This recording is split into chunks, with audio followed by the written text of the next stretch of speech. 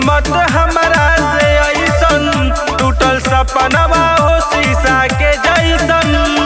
बिना दर्द वाला जोहर लाके हमरा के पिया दो न हो, हमरो दिलवा सादो न हो, ए विधाता सनम से मिला दो न हो।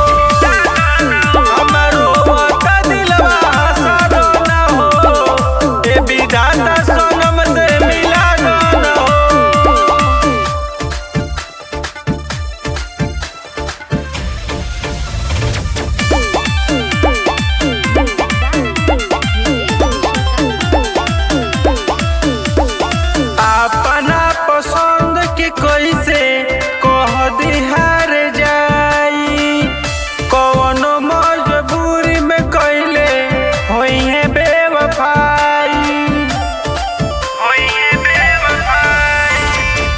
अपना पसंद के कैसे कह दिहार जाई कौनो मजबूरी में कैले होई है बेवफाई। जियतानी घुट घुट के रसरी गटई में कसाद न हो,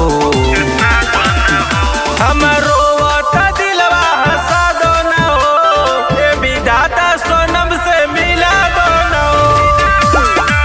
हमरो दिलवा हसाद न हो, ए विधाता सनम से मिला दो न हो।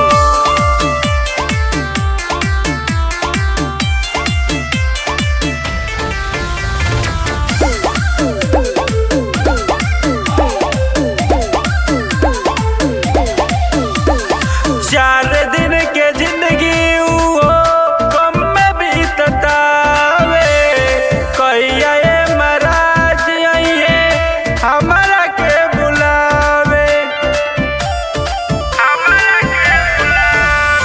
चार दिन के जिंदगी गम में बीततावे, कहिया ये महाराज आइए हमरा के बुलावे।